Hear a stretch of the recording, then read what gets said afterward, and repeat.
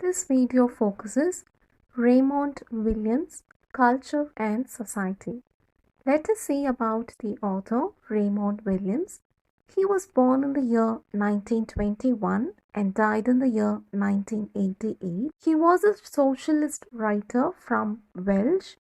He was an academic, novelist, and a critic who influenced the New Left and in wider culture.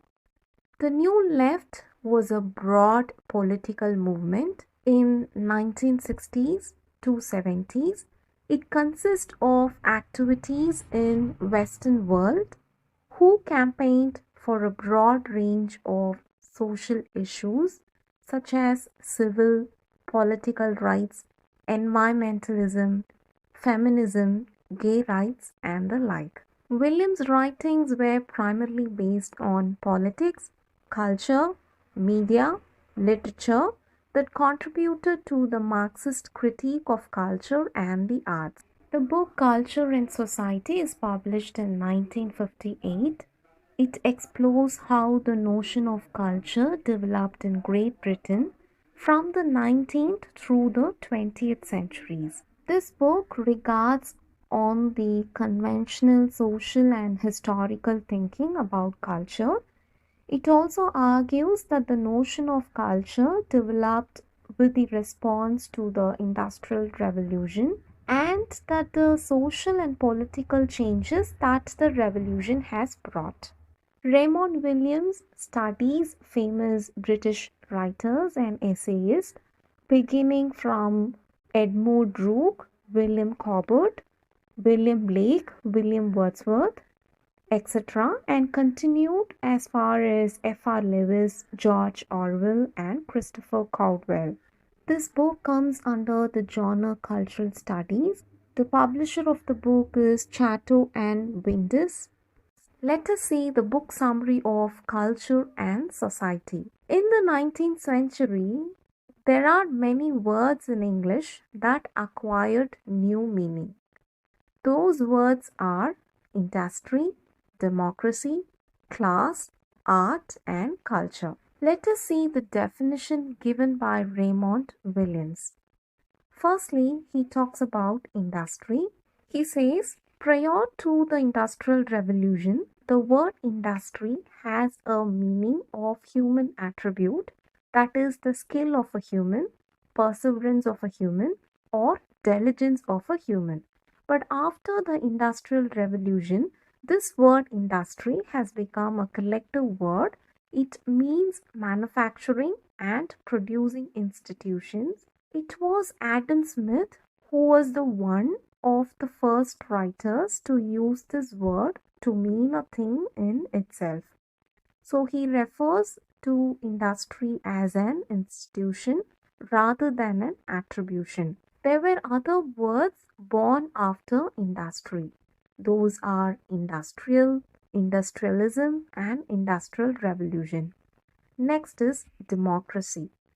Prior to the French and American Revolution, democracy was a bad word. It meant mob rule, agitation, and Jacobinism. The meaning of mob rule is to control a political situation by the use of lawful realm, typically that involves violence. But now at present, the meaning of democracy is a system in which the government of a country is elected by the people, or a country that has its system. Next is class. Class meaning it meant a division or group in schools or colleges from 1772. The word class, it meant the social structure like lower class, working class, class prejudice, class war. These words are implied in 19th century. Next is art. Unlike industry, art formerly meant a human skill, but then it gave a different meaning.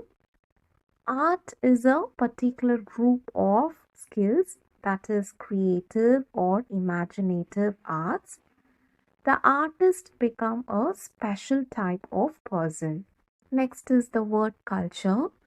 It is used to mean a process of human training, meaning a culture of something. Then this word came to mean a thing in itself. There are four ways under culture. One, it means a general state or habit of the mind which is closely related to the idea of human perfection. Two, the general state of intellectual development in a society or as a whole. Three, the general body of the arts. Late in the 19th century, the word culture meant to be a whole way of life, material, intellectual, and spiritual.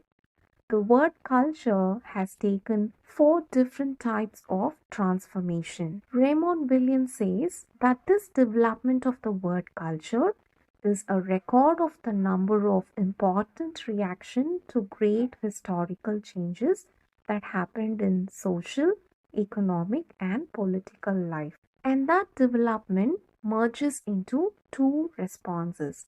First is the recognition of the practical separation of certain intellectual and moral activities that are driven from the new kind of society.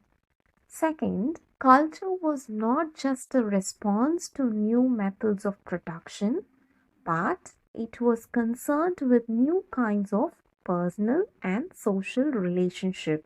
That is, later in the 19th century, culture comes to mean a whole way of life, not only as a scale of integrity, but it became a mode of interpreting all our common experience. There are three parts together.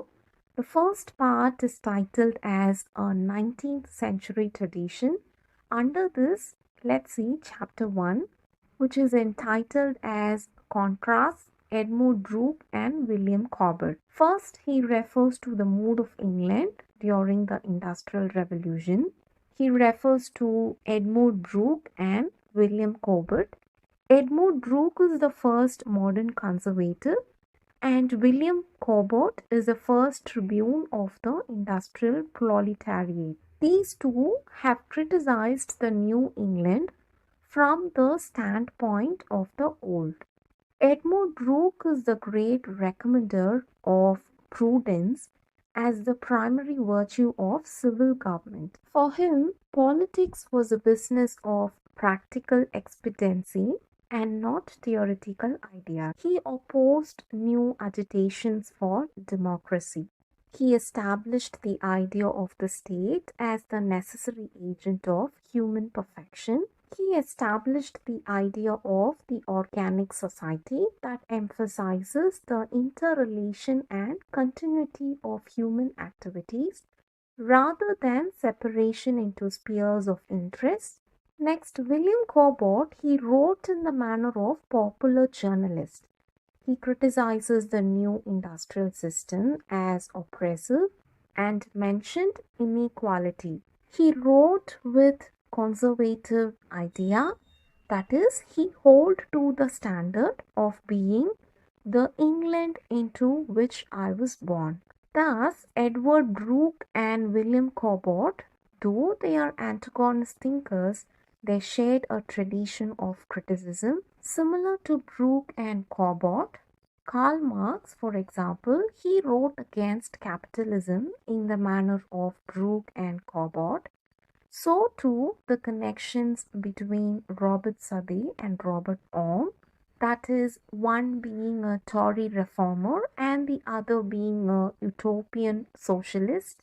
Chapter 2 entitled The Romantic Artist. Here Raymond Williams mentioned Blake, Wordsworth, Shelley, Keats, and other early poets of the early 19th century. These writers had their personal feeling when they had thought about society. They concluded with a moral. For all these 19th century writers, poetry and political commentary were inseparable. During the time of political, social, and economic change, there were also radical change happening in the concept of artists and their place in society. Under this, Williams has given five main points. Number one, there is a major change that took place in the relationship between a writer and his readers. That was the rise of middle class reading. It turned to be public systems of patronage into commercial publishing. Number two is a different habitual attitude toward the public was establishing itself. Number three, the production of art was coming to be regarded as one of the number of specialized kind of production. Number four, a theory of the superior reality of art as the seat of imaginative truth. Number five, the idea of the independent creative writer was referred to be the autonomous genius. Artists, they began to think themselves as the bearers of the creative imagination, and they had a principal sources for the idea of culture. Chapter 3 entitled Mill on Bentham and Coleridge. Mill has got the idea of unifying the truth of both utilitarian and the idealist positions in the history of English, thinking about society and culture. Whereas Coleridge emphasizes on the spiritual interest and welfare of society. William says that Mill's later works are dominated by two factors. One is his extension of the methods and claims of utilitarian reform to the interest of the rising working class. Mill's ideology can be called as humanized utilitarianism.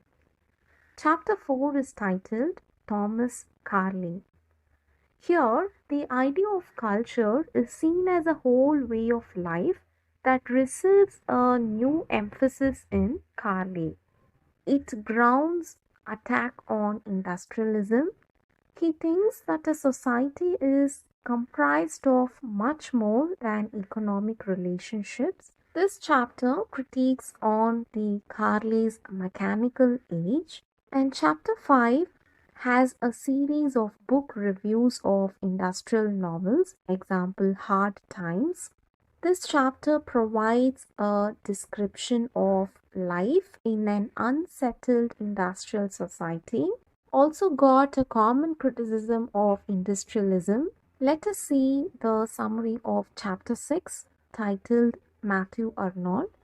This chapter starts with J.H. Newman, who has the same ideology as that of Coleridge, that is the way of perfection, meaning the harmonious development of qualities. Arnold has written an important work called Culture and Anarchy, where he defines culture as the study of perfection, which leads us to conceive of true human perfection as a harmonious perfection, developing all sides of our humanity, and as a general perfection, developing all parts of a society. Arnold, he takes these ideologies from Coleridge, Brooke, Newman, and Carlyle. Arnold's version of culture becomes a kind of fetish, that is, perfection is becoming and culture is a process.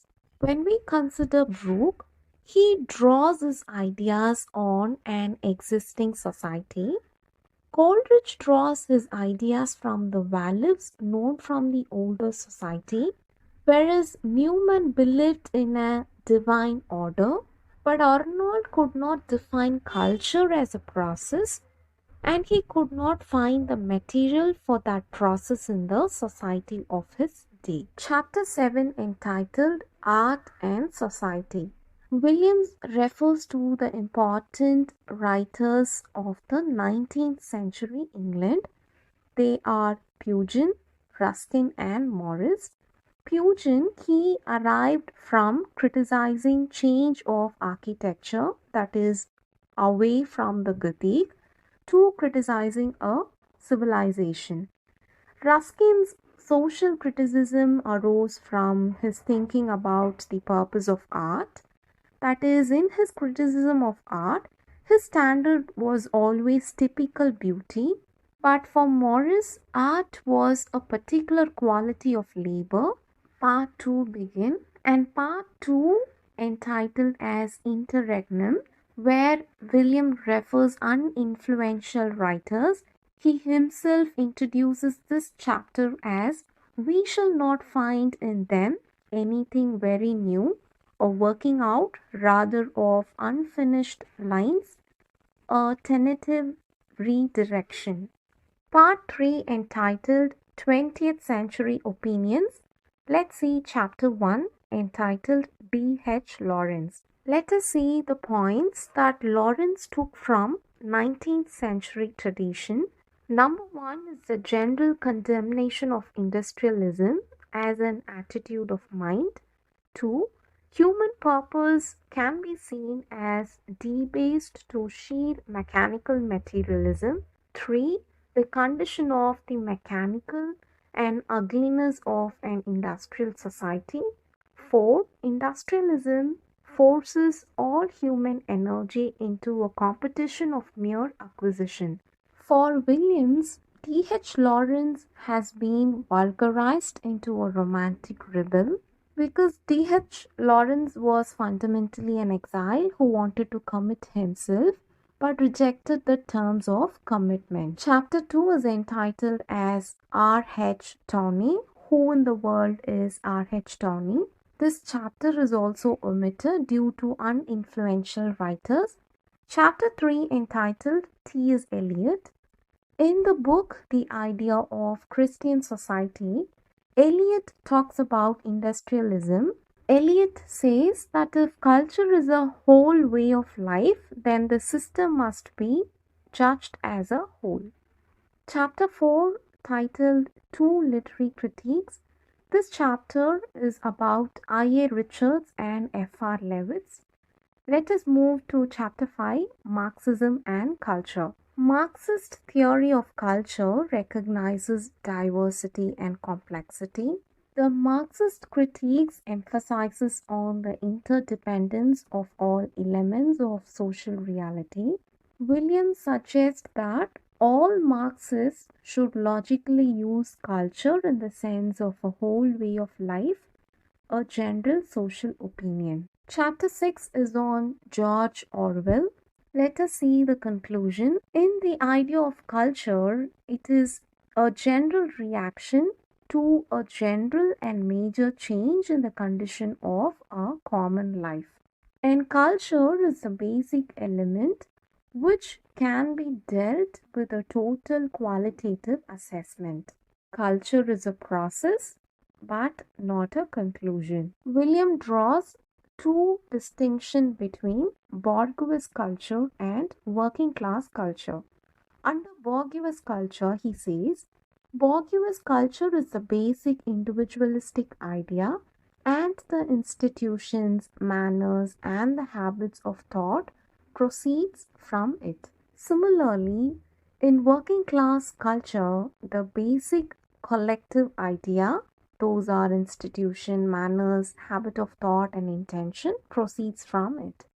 The basic distinction is not language, dress, leisure, but between the alternative ideas of the nature of social relationship. Hope this video helps. If you have query, please write it down on the comment. Thank you for listening. Please do subscribe this channel for more videos.